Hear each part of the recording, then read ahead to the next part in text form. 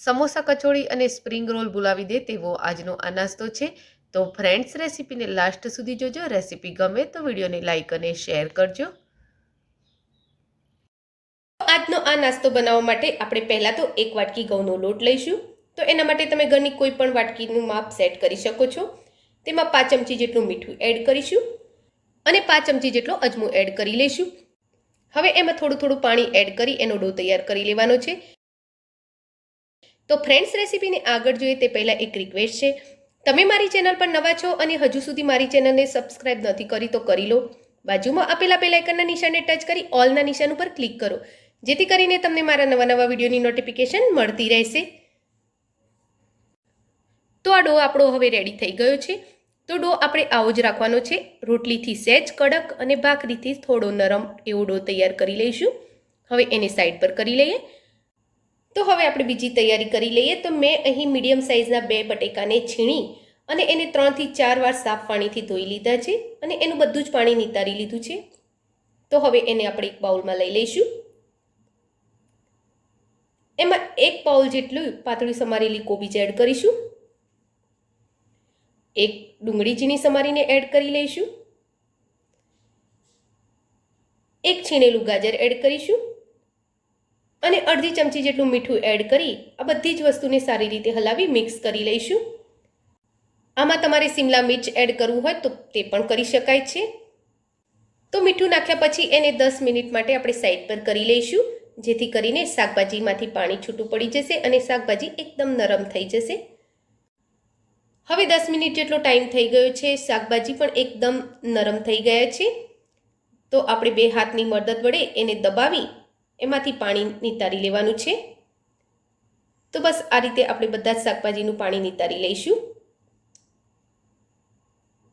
અને આ નિતારેલા પાણીનો શાકની ગ્રેવી યા પછી લોટ બાંધવા માટે ઉપયોગ કરી શકાય છે.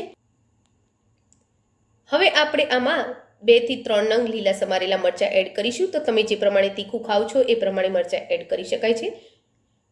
અડધા ઇંચ જેટલો આદુનો ટુકડો આપણે છીણી યા પછી આ રીતે ટુકડા કરી એડ કરીશું. અડધા બાઉલ જેટલા લીલા સમારેલા ધાણા એડ કરી લઈશું. અડધી ચમચી જીરું એડ કરીશું. 5 ચમચી જેટલા તળેલા કાળા મરીનો પાવડર એડ કરીશું અને 5 ચમચી જેટલો ચાટ મસાલો એડ કરી લઈશું. ચાટ મસાલાની જગ્યાએ આમચૂરનો પાવડર નાખવો હોય તો તે પણ નાખી શકાય છે. હવે આ બધી જ વસ્તુને સારી રીતે હલાવી મિક્સ કરી લઈશું. આપણે જો ડો બનાવીને રાખ્યો હતો તેને હાથ વડે મસળી અને એકદમ સોફ્ટ કરી લઈશું. હવે આ ડોના આપણે લુવા બનાવી લઈશું, એટલે કે રોટલીથી થોડી મોટી સાઈઝનો લુવો આપણે બનાવવાનો છે.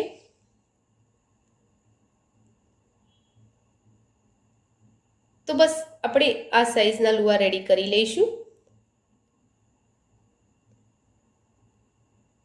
અને હવે કોરો લોટ લઈ એની રોટલી વણી લેવાની છે. તો આપણે એની મોટી સાઈઝની રોટલી વણીને રેડી કરી લઈશું અને રોટલી આપણે આવી બહુ જાડી પણ નહીં અને બહુ પાતળી પણ નહીં એવી રાખીશું. એના ઉપર શેઝવાન ચટણી લગાવી લઈશું. તો આની જગ્યાએ તમે લીલા ધાણાની ચટણી યા ટોમેટો કેચઅપ લગાવો હોય તો તે પણ લગાવી શકાય છે.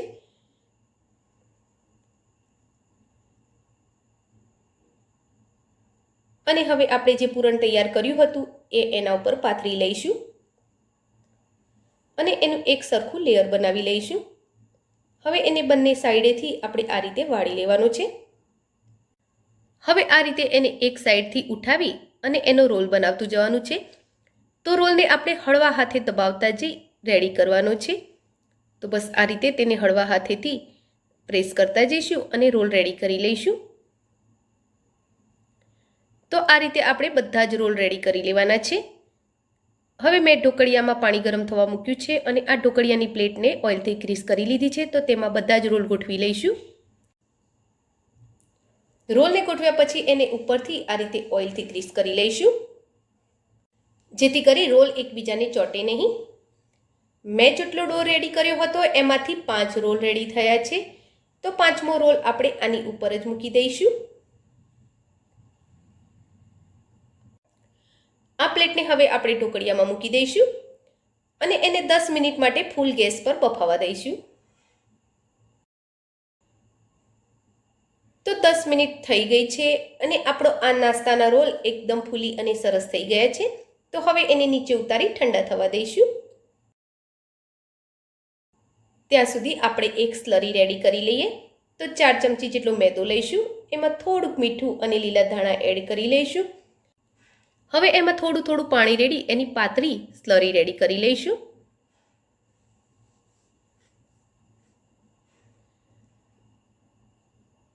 તો બસ સ્લરી આપણે આવી પાતળી રેડી કરવાની છે.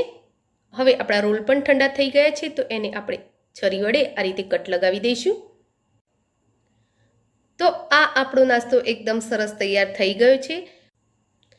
આ નાસ્તાને તમારે ઓછા તેલમાં ખાવો હોય તો આ જ રીતે તમે ખાઈ શકો છો. આ રીતે પણ આ નાસ્તો ખાવામાં એકદમ સ્વાદિષ્ટ લાગે છે.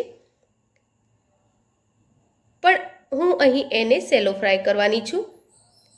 તો આપણે તૈયાર કરેલા રોલને આ સ્લરીમાં ડીપ કરીશું અને કડાઈમાં મેં તેલ ગરમ થવા મૂક્યું છે તો એક એક કરી રોલ આપણે એમાં મૂકતા જઈશું.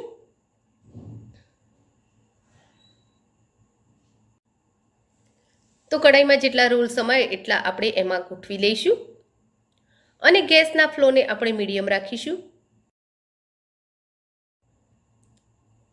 તો એ થોડી વાર સીજે એટલે હવે એની ઉપર આપણે આ રીતે ચમચાની મદદથી થોડું ગરમ તેલ રેડીશું જેથી કરી એ ઉપરની સાઈડેથી પણ સારો સીજી જાય. અને હવે એને પલટાવી લઈશું.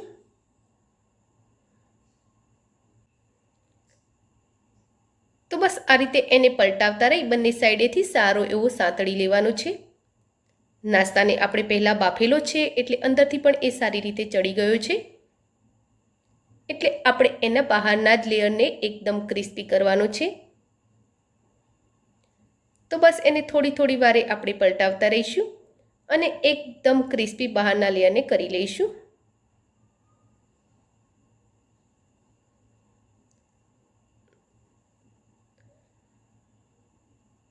તો હવે આપણા આ રોલ બહારની સાઈડેથી સારા એવા ક્રિસ્પી થઈ ગયા છે. તો બસ એક એક કરી આપણે એને બહાર લેતા જઈશું.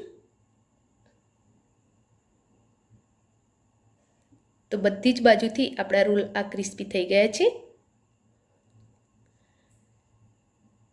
અને હવે આ જ રીતે બીજા રોલ પણ રેડી કરી લઈશું.